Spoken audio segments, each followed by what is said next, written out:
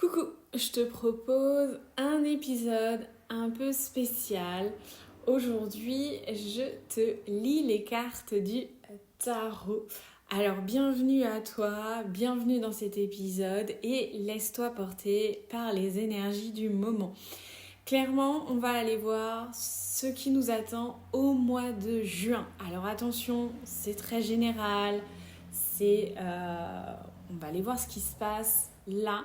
Si tu as besoin d'informations personnalisées, d'une guidance personnalisée, bien sûr, tu viens me voir directement. Allez, on va aller voir pour ce mois de juin 2024 ce qui nous attend. Alors, il y a déjà 2 cartes qui ont sauté. Si tu connais un peu, j'ai choisi le tarot Histoire de sorcière.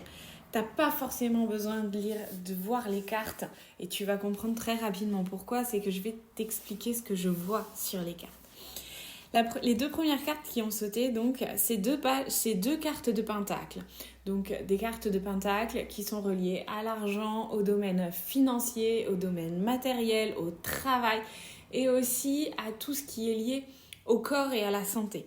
Alors, j'ai un page de pentacle et un as de pentacle. Donc, tu vois déjà qu'on est vraiment sur 2 énergies qui sont quand même assez similaires. Le page, lui, il me dit qu'il va y avoir de nouvelles directions qui vont se prendre sur ce mois de juin, de nouvelles orientations.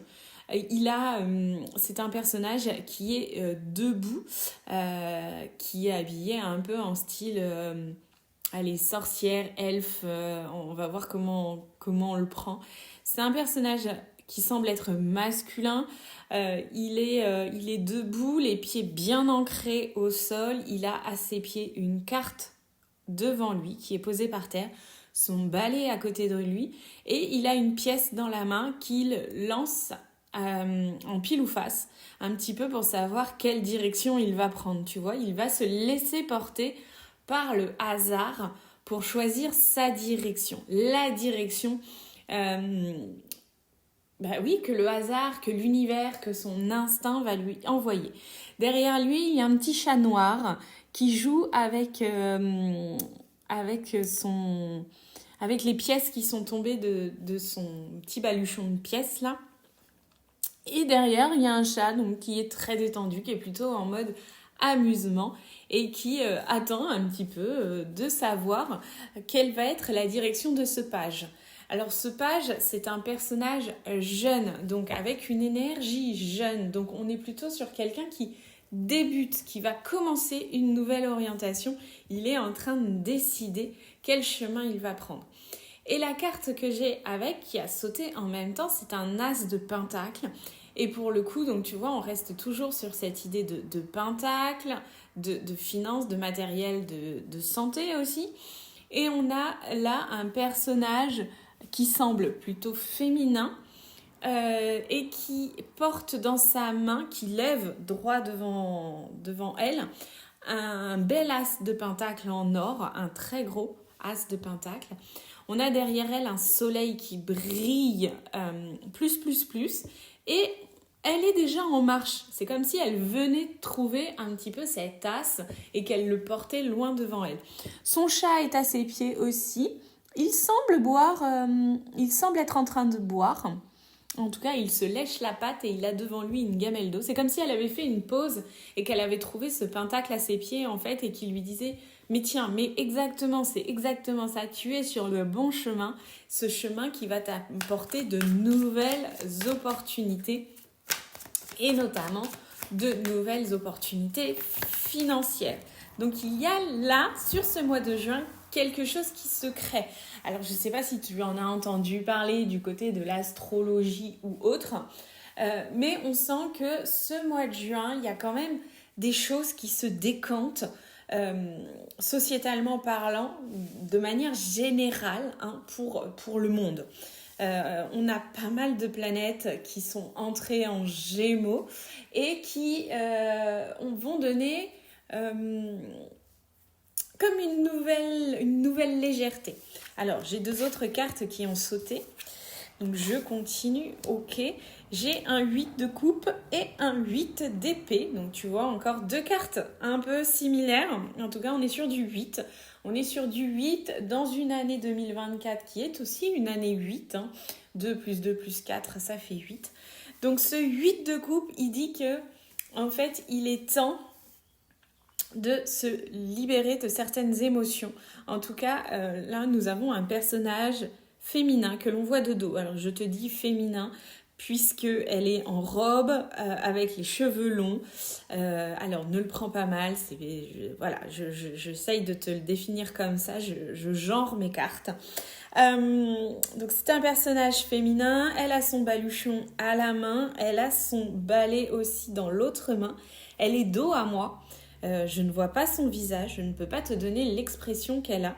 Elle a son chat aussi à ses pieds qui semble la suivre. Derrière elle, elle a une table en bois, une très belle table en bois, sur laquelle est posée 8 coupes, dont une qui est encore en train de fumer, comme si elle venait de souffler sur une bougie qui était en train de s'éteindre en fait, et donc qui était en train de fumer. Les coupes, c'est tout le domaine émotionnel, sentimental. On est vraiment dans la sphère des émotions. Et donc, comme elle tourne le dos à ses coupes, pour moi, c'est comme si elle avait décidé vraiment de laisser une partie de ses émotions derrière, certainement les émotions qui ne lui conviennent plus, pour pouvoir avancer vers de nouveaux horizons, comme on peut l'avoir avec ce page et cet as de pentacle.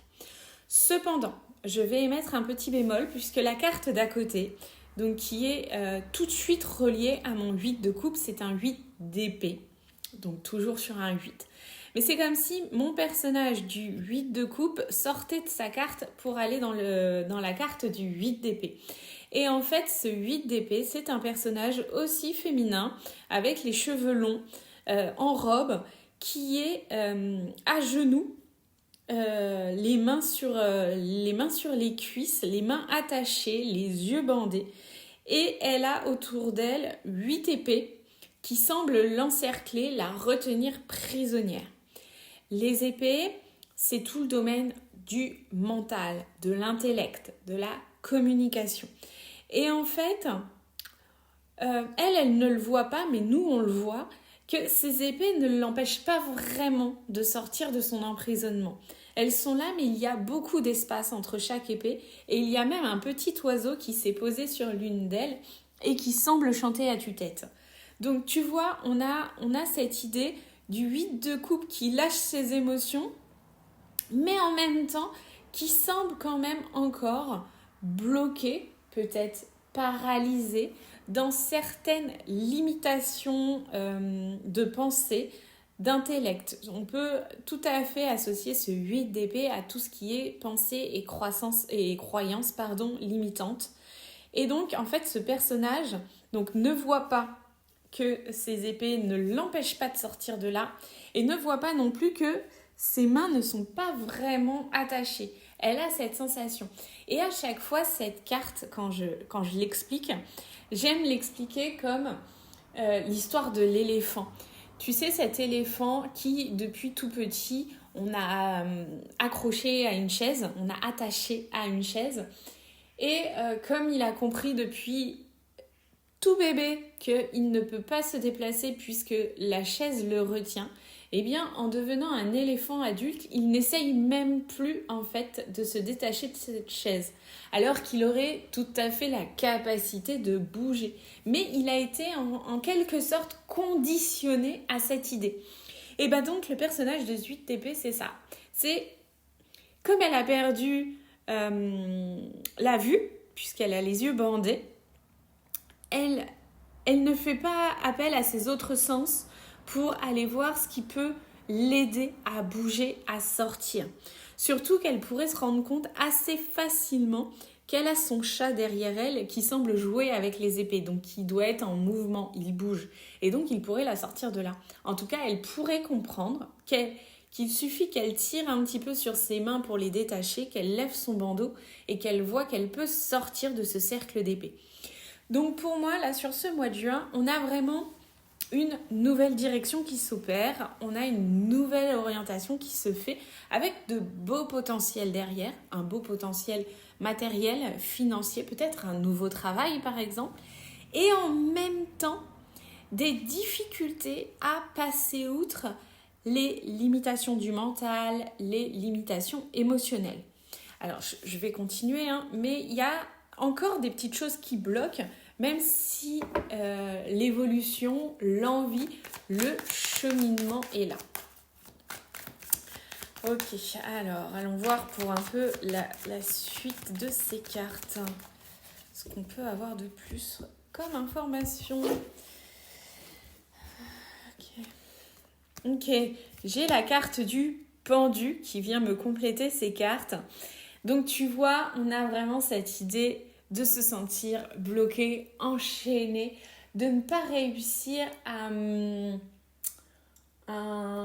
enclencher le mouvement qui a certainement été commencé fin mai, à partir de mi-mai à fin mai, là, il y a certainement eu un mouvement qui s'est mis en route, une évolution qui était là, et en même temps, c'est comme si de nouveau, on se prenait à un mur, là, avec ses émotions et ses épées, et en se disant, purée, ça y est, je suis de nouveau bloquée, je suis de nouveau emprisonnée.